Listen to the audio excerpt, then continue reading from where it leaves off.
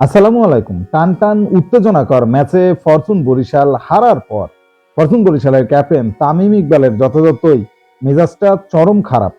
জেতা একটা ম্যাচ যেন এইমাত্র ফসকে গেল হাত থেকে। এরপর যখন ড্রেসিং রুমের দিকে যাওয়ার সময় হাত মেলাতে যায় রংপুরের প্লেয়ারদের সাথে, ঠিক সেই সময়ে এই বিপত্তিটা বাধল।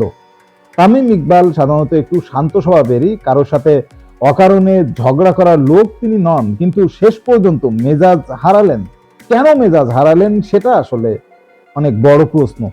সেই প্রশ্নের উত্তরটা হচ্ছে, যখন ড্রেসিং রুমে যাওয়ার সময় যখন ওই রংপুরের প্লেয়ারদের সাথে হাত মেলাচ্ছিলেন, তখনই আসলে বিপত্তিটা ঘটে। যখন ইংল্যান্ডের অ্যালেক্স হেলসের সাথে হাত মেলাতে গেলেন, তখন অ্যালেক্স হেলস কোনো কিছু না বুঝেই হয়তো মুখভঙ্গিটা একটু অন্যরকম ব্যঙ্গাত্মক করেছে, যেটা আসলে তামিম ইকবালের ভালো লাগেনি। এবং তামিম তখন ডিরেক্ট বলেছে, তুমি এমন করছো কেন?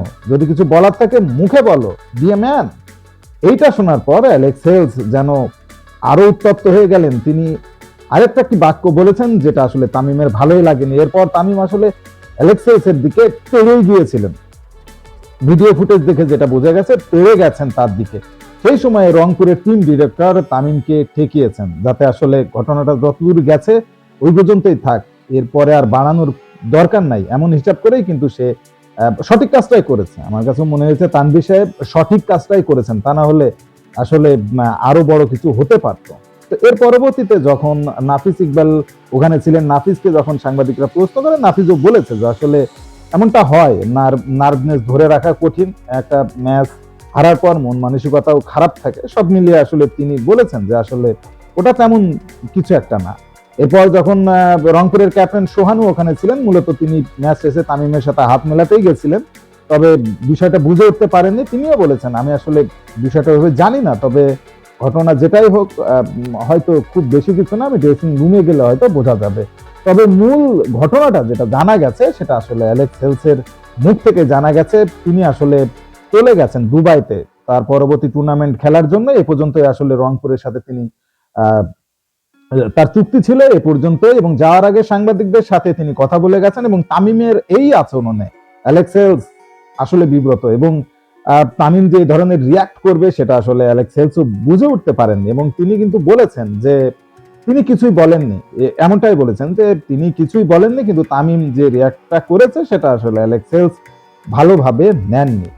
মূলত বিষয়টা হলো এমন যে একটা জেতা ম্যাচ যখন হেরে যাওয়া হয়, বিশেষ করে যখন 6 বলে 26 রান দরকার এবং সেই রানটা বিপক্ষ দল করে ফেলে, তখন আসলে মন মেজাজ কোনোটাই ভালো থাকার কথা নয়।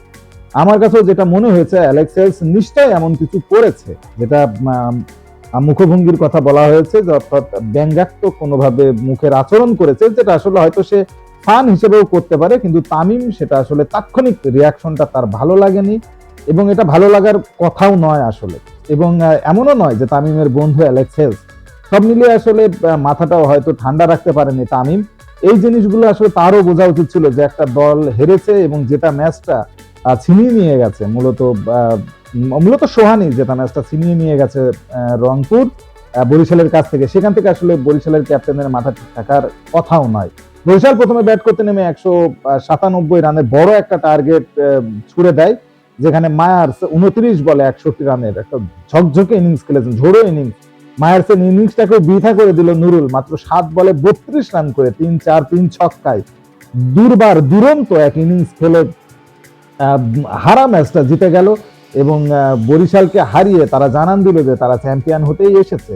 এমন একটা দিনে আসলে তামিম ইকবাল মেজাজ হারিয়েছেন, মেজাজ খুইয়েছেন, পেয়ে এসেছেন।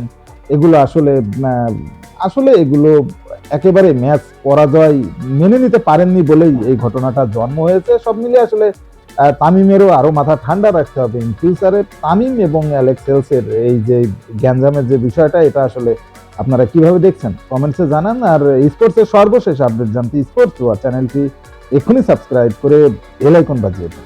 ধন্যবাদ।